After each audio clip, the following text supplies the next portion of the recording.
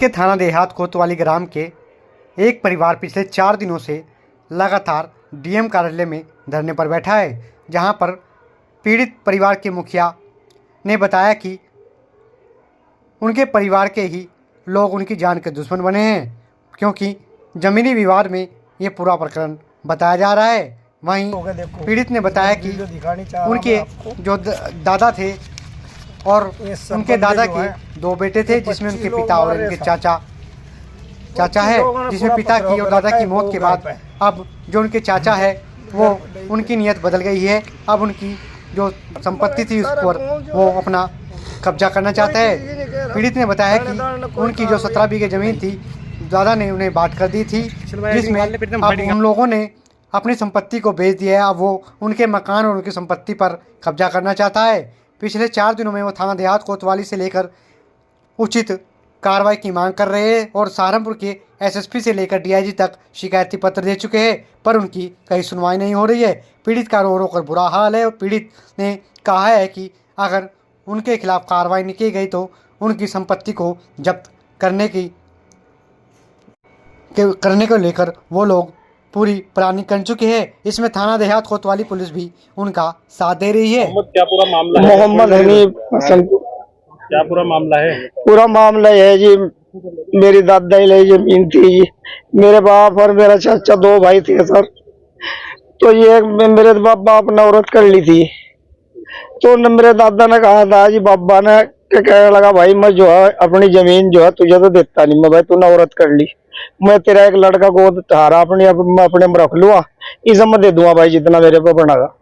साहब मैंने 25 साल सेवा करी दादा की, उसमें ही मैं रहा, उसी में मेरी शादी हुई। साहब उनने मुझे थोड़ी जगह दी, इसमें जगह दी थी 17-20 से है जी, उसमें तो कुछ उन्हें दी थी कुछ मुझे दी थी, उसमें जिसमें एक बैठक भी है, तो कुछ में तो रह रहे। अब बैठक वहां मेरी पर थी साहब, मैं उसमें रहता चला आ रहा। उन लोगों ने बेईमानना दिल में आ गया, सब भी खा के 12 बीघे जमीन खेत की थी साहब, और उन्होंने अपने नाम करने किस तरह करवा के दादा वो उन्होंने बेच ली थी साहब। मुझे उसमें तो जो हिस्सा है वो सब मेरे को तो छीनना चाह रहे थे। एक साल होगा उन्होंने फिर मुझे मारा, उन तो मुझे हटाने को चाहा, मैं हटा नहीं था। फिर पुलिस थाने गए साहब, मेरे चोट चाट भी मार दी, मेरा मेडिकल नहीं आता, मेरे पे झूठे 2-3 मुकदमे वैसे लगा दिए थे, और मेरे पे 9 टांगे मेरे सिर में भी आए थे, इसमें बारी मारी थी मेरे सिर में उसके लमडे नब्बुल हसन ने। अरे मेरा हाथ भी तोड़ा था देखो मुझे। तो साहब तो चला एक तरफ होएगा था, फिर मैं आया था उसमें रहने लगा था, टेम्पो भी खड़ा कर रहा था। यहाँ नु बैठे साहब, 1 तारीख से हम फिर छेद मार कर मार पीट हो रही घर पर साहब। हम घर जाने को चाह रहे थे, घर उन लोगों ने हमें जाने नहीं दिया। हमने वंत चोट खा के अस्पताल में लंबे मेडिकल कराना है थे, पहले तो चिट्ठी नहीं दे रहे थे थाने वाले, फिर चिट भी मिली। फिर साहब हम यहाँ आए, आन के अपनी वो मेडिकल करवा, बच्चे का एडमिट रहा हो, इसकी छाती पर इंटा थी, या पसली पर चोट आई हुई, दिल के अंदर भी कमी है ऐसी की भी होनी इसकी। तो साहब भी बनता, फिर हमने घर जाने को सोचा था, भाई घर चलो। तो घर साहब हम गए, वहां से घरवाली को भेजिए तो बच्चों को भेजा छोटे वाले को, तो इन पर जाते तो इन्हें पथराव कर दिया। तो साहब हमने फिर एक थाने में फोन करा, पुलिस नहीं गई, फिर 112 पे लाई इन्होंने, अभी हमें तो काट दो, फिर फंस गया, आने के हमारी कोई सुनाई नहीं हो रही। तो 112 वालों ने इन्हें काट के बाहर कर दिया गो, तो फिर ये अस्पताल ही आ गए थे। फिर हम अस्पताल में आने का मैंने SSP गए, कई जगह दरखास्त गई जी, कोई कार्रवाई थाने में सर दरखास्त गई हुई। फिर हमने DJP को भी दी, DIG को भी दी, AG को भी दी, सारे कई मारी में हमारी सारी एप्लीकेशन आज तक की सारी एप्लीकेशन अभी पता नहीं कहाँ गई जी, और जी हमारी ना कोई सुनवाई हुई। अरे हम जो है ना जी परेशान हुए, घर बढ़न नहीं दिए साहब। हम भी यहाँ आड़ के बैठे DM जी के यहाँ, DM के यहाँ।